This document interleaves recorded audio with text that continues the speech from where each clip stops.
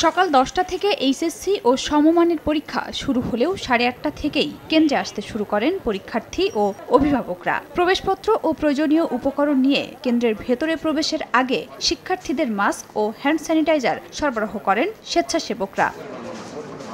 বৃহস্পতিবার প্রথম দিনে অনুষ্ঠিত হয় বাংলা প্রথম পত্রের পরীক্ষা। এবার সবচেয়ে বেশি পরীক্ষার্থী অংশ নিচ্ছেন ঢাকা বোর্ডে 2,91,241 জন, আর সবচেয়ে কম বরিশাল বোর্ডে 61,025 জন। প্রথম দিনের পরীক্ষা শেষে শিক্ষার্থীদের অনেকে জানালেন প্রস্তুতি অনুযায়ী প্রশ্নপত্র নিয়ে সন্তুষ্ট তারা। কেউ কেউ জানিয়েছেন অসন্তোষের কথাও। কিছু প্রবলেমের জন্য প্রিপারেশন খারাপ ছিল, কিন্তু পরীক্ষা মোটামুটি ভালো হয়েছে। পরীক্ষা হয়েছে, ভালো হয়েছে, শুধু এমসিকিউ গুলো একটু কনফিউজিং ছিল, সম্পূর্ণ ভালোভাবে আনসার করতে পারছি। এবার প্রশ্ন অনেক সহজ হয়েছে আর সবগুলো সিকিউ লিখতে পারছি। যা প্রত্যাশা করছি তাই আসছে বা কমন পড়ছে। প্রশ্ন প্যাটার্ন আমি মনে করি বিগত সাল থেকে এবার একটু ডিফিকাল্ট টাইপের হয়েছে।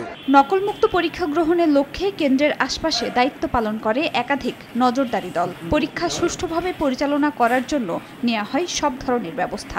এবার প্রশ্ন ফাঁসের ব্যাপারে আমরা খুবই সচেতন। সরকারি বিভিন্ন তরফ থেকে প্রশ্ন ফাঁসের মতো কোনো ঘটনা, কোনো গুজবও ছড়ায়নি। এছাড়া সুষ্ঠুভাবে পরীক্ষা শেষ করতে প্রতিটি কেন্দ্রেই নির্বাহী ম্যাজিস্ট্রেটের পাশাপাশি মোতায়েন ছিলেন আইনশৃঙ্খলা বাহিনীর সদস্যরা। খাদিজা স্বপ্না, সময় সংবাদ।